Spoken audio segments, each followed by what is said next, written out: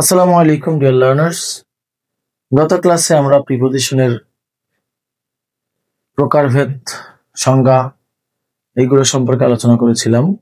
আজকে আমরা প্রিপোজিশনের অর্থগত যে ব্যবহার সেই বিষয়ে একটু আলোচনা করব। তার আগে একটা বিষয় তোমাদেরকে বলে রাখি, সেটা হচ্ছে প্রিপোজিশনের পারার ক্ষেত্রে সবচেয়ে যে বিষয়টা জরুরি সেটা হচ্ছে অর্থ বোঝা। তুমি যদি অর্থ না বোঝো প্রিপোজিশন করার ক্ষেত্রে তুমি বেশ বেগ পেতে পারো। তো আমার পিছনে একটা ছবি দেখতে পাচ্ছ, আসলে ওটাকে ছবি বলা যাবে না, ওটাকে আঁকিবুকি বললে ভালো হয়, কারণ আসলে ছবি আঁকার ক্ষেত্রে আমার একদম পুরোপুরি ভাবে আমি আনারি। তো এটা একটা ঘর, ইমাজিনেটিভ বাড়ি, যার নাম দিয়েছে আমি ব্যাচেলর পয়েন্ট। যারা ইয়াং জেনারেশনের স্টুডেন্ট বা ইয়াং জেনারেশন যারা আছে আমাদের দেশে, ব্যাচেলর পয়েন্ট সম্পর্কে জানে না বা ব্যাচেলর পয়েন্ট কম বেশি দেখে না, এরকম খুব কম মানুষ পাওয়া যায়। তা আমি একটু কাল্পনিক ভাবে সেই ব্যাচেলর পয়েন্টের চরিত্রগুলো দিয়েই আজকে একটু প্রিপোজিশন আলোচনা করব। তো আমরা প্রথমে নিয়ে আসি হাবু ভাই, আমাদের বরিশালের ভাই হাবু ভাই। হাবু ভাই ফোন দিল পাশা ভাইকে। পাশা ভাই আপনি কই আছেন? পাশা ভাই বলল আমি বাসায়। আমি বাসায়, তার মানে সে এখন বাসার ভিতরে অবস্থান করছে। তাহলে আমরা যদি বলি ভিতরে অবস্থান, এই ভিতরে অবস্থান হচ্ছে ইন, ভিতরে অবস্থান। তো আবার হাবু বলল দাদু কাবিলা কই? তা হাবু ভাই বলল কাবিলা এইমাত্র ভিতরে ঢুকছে। কাবিলা এইমাত্র বাসায় ঢুকছে বা এইমাত্র ভিতরে ঢুকছে, বাসার ভিতরে ঢুকছে। তাহলে সে বাহির থেকে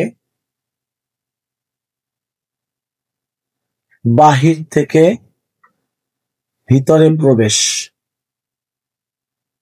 বাহির থেকে ভিতরে প্রবেশ করছে। এই বাহির থেকে ভিতরে প্রবেশ করার ক্ষেত্রে আমরা বসাবো ইনটু। তাহলে আমাদের কাবিলা কি করলো? কাবিলা বাহির থেকে বাসার ভিতরে প্রবেশ করলো। এখন এই ব্যাচেলর পয়েন্ট একটা পিকুলিয়ার ক্যারেক্টার আছে, যে যার মধ্যে অন্যতম হচ্ছে আমাদের শিমুল। শিমুল কই? সবাই জিজ্ঞেস করলো শিমুল কই? হাবু ভাই বললো শিমুল তো এইমাত্র বাড়ির থেকে বেরোলো। বাড়িতে ঢুকেই শিমুল তো বাড়িতে বাসার মধ্যে ঢুকেই বের হয়ে গেল। শিমুল বাসার থেকে ঢুকেই বের হয়ে গেল, তার মানে কি এক প্রান্ত থেকে, এক দরজা থেকে ডেকে সে অন্য দরজা থেকে বের হয়ে গেছে। তাহলে সে যদি ভিতর থেকে অতিক্রম করা বোঝায়, ভিতর থেকে অতিক্রম, এই ভিতর থেকে অতিক্রম হচ্ছে থ্রু, ভিতর থেকে অতিক্রম। তাহলে আমরা ভিতরের সম্পর্কে তিনটা প্রিপোজিশন পেলাম। ভিতরে অবস্থান হলে ইন, বাহির থেকে ভিতরে প্রবেশ করলে ইনটু, ভিতর থেকে অতিক্রম করে গেলে থ্রু। এখন পাশা জিজ্ঞেস করলো হাবুকে, হাবু তুই কই? হাবু বলল দাদা আমি বাসার বাইরে বেরিয়েছি। বাসার থেকে বাইরে বেরিয়েছি, তার মানে সে ভিতর থেকে বাইরে। যদি ভিতর থেকে বাইরে অর্থ প্রকাশ করে তাহলে সেটা হচ্ছে আউট অফ, সে হচ্ছে বাহিরে। কোথার থেকে? ভিতর থেকে, ভিতর থেকে বাহিরে কি হবে? Out of. ভিতর থেকে বাহিরে হবে আউট অফ। তো বাহির থেকে কাবিলা আসছে, খুব গরম, হাবুর তো বাইরে আছে। পাশার রুমে তো এসি 2 টন, কিন্তু খাবার রুমে তো এসি নেই। তো পাশা কি বললো? পাশা বললো গরম লাগলে ফ্যান ছাড়, তোর মাথার উপরেই তো ফ্যান আছে। মাথার উপরে ফ্যান, তাহলে মাথার উপরে যে ফ্যান আছে সে কি মাথার সাথে স্পর্শ করেছে? সে স্পর্শ করেনি। আর কি বললো? টেবিলে খাবার দেয়া আছে, খেয়ে নে। টেবিলের উপরে খাবার দেয়া আছে, আমরা দুইটা উপরে পেলাম। একটা বলছে কি মাথার উপরে ফ্যান আছে, মাথার উপরে ফ্যান ঝুলছে, ফ্যানটা ছেড়ে ঠান্ডা হ, টেবিলে খাবার দেওয়া আছে, খাবারটা খেয়ে নে। তাহলে টেবিলের উপরে খাবার রাখা, আমরা যদি টেবিলের উপরে খাবার রাখা বোঝানো হয় উপরে। এখন এই উপরে দুইটা, একটা হচ্ছে উপরে অবস্থান করা এখানে বলেছি আমরা, আর একটা বলেছি উপরে ঝুলে থাকা। দুইটা কিন্তু উপরে অবস্থান করতেছে, ফ্যানটাও মাথার উপরে আছে, খাবারটাও টেবিলের উপরে আছে। দুটোর মধ্যে পার্থক্য কি? এই প্লেটটা টেবিলকে স্পর্শ করেছে। যদি উপরে অবস্থান করা বোঝায় স্পর্শ করে, তাহলে হবে অন। উপরে অবস্থান স্পর্শ করে, তাহলে হবে অন। উপরে অবস্থান স্পর্শ করে যদি হয় তাহলে হবে অন। আর যে পাশা বললো তোর মাথার উপরে ফ্যান জ্বলে, ফ্যানটা ছাড়, গরম কম লাগবে। এই যে মাথার উপরে বলছে, সেও কিন্তু অবস্থান করতেছে। এই যে আমাদের ধরো একটা ফ্যান আঁকলাম এখানে, সে মাথার উপরেই আছে কাবিলার, কিন্তু সে কিন্তু মাথাকে স্পর্শ করেনি। তাহলে আমরা যদি বলি উপরে ঝুলে থাকা,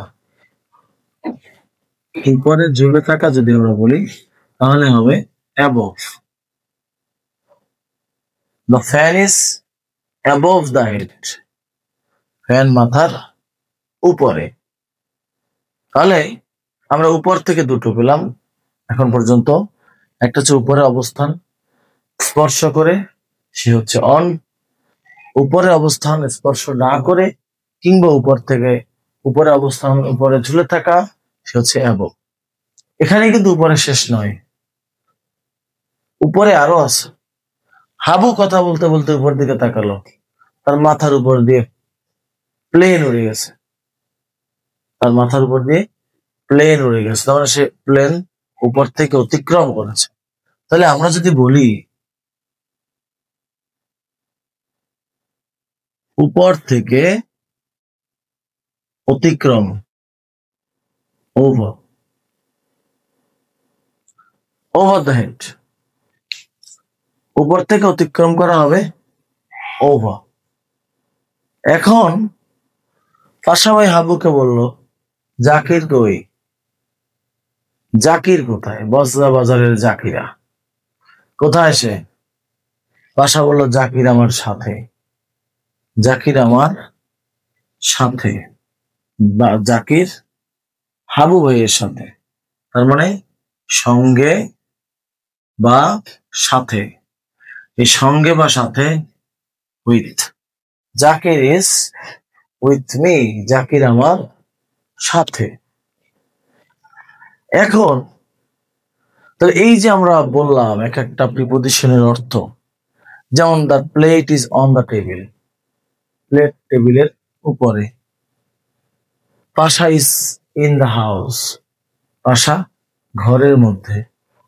কাবিলা has entered into the house, Kabila ঘরে প্রবেশ করেছে। Shimul has run through the house,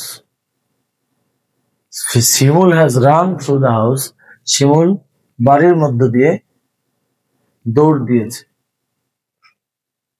the fan is over the head, fan মাথার উপরে। Habu is out of the house, Habu বা ঘরের বাইরে। জাকির ইজ উইথ হাবু, জাকির হাবুর সাথে, সঙ্গে। এই যে একটা শাব্দিক অর্থে প্রিপজিশনের যে আমি অল্প কয়েকটা প্রিপজিশন নিয়ে বললাম, এরকম প্রত্যেকটা প্রিপজিশনের একটা সুনির্দিষ্ট অর্থ আছে, যে অর্থগুলোকে বোঝা আমার সর্বপ্রথম কাজ। এরপরে দ্বিতীয় যে কাজ হচ্ছে প্রত্যেকটা প্রিপজিশন ব্যবহারটাকে বোঝা। যেমন আমি যদি বলি শুভ কোথায়, শুভ আছে কানাডায়। এখন শুভ ইজ ইন কানাডা, আমরা জানি ইন কিন্তু এখানে বলছি ভিতরে অবস্থান, এই ভিতরে অবস্থানটা ছিল ইনের শাব্দিক অর্থ।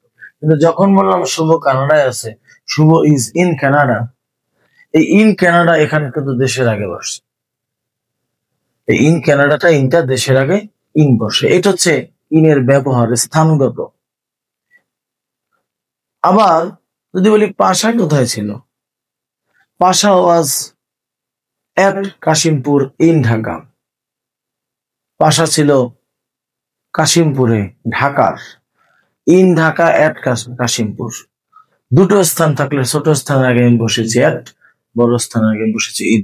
এই যে ছোট স্থানের আগে ইন এট বসিয়েছি, বড় স্থানের আগে ইন বসিয়েছি, এটা হচ্ছে প্রিপোজিশনের স্থানগত বা ব্যবহারগত মানে প্রিপোজিশনের প্রয়োগ। এখন ওরা সবাই কি করে, এই যে কাবিলা, এই যে জাকির কিংবা শুভ কিংবা আরিফিন কিংবা নেহাল, এরা কি করে, এরা সবাই কিন্তু ভাষাকে খুব সম্মান করে, মান্য করে, ভাষার কথা মেনে চলে, অ্যাবাইড বাই, মেনে চলা। তাহলে আমি যে অ্যাবাইডের পরে বাই বসিয়েছি, এটা হচ্ছে প্রিপোজিশনাল ফ্রেজ। তাহলে এই যে অর্থ, ব্যবহার এবং ফ্রেজ, এই তিনটা সমন্বয় যদি তুমি ঘটাতে পারো, তিনটা সমন্বয় তুমি যদি প্রিপোজিশনটা শিখতে পারো, তাহলে তোমার জন্য প্রিপোজিশনটা অনেক বেশি সহজ। তো আগামীকালকে আমরা ইনশাল্লাহ প্রথম প্রিপোজিশন থেকে অর্থ, ব্যবহার, ফ্রেজ, তিনটা দিক নিয়ে আলোচনা শুরু করবো ইনশাল্লাহ। সে ক্লাসটা দেখার আমন্ত্রণ হলো। সবাই ভালো থাকো। আসসালামু আলাইকুম।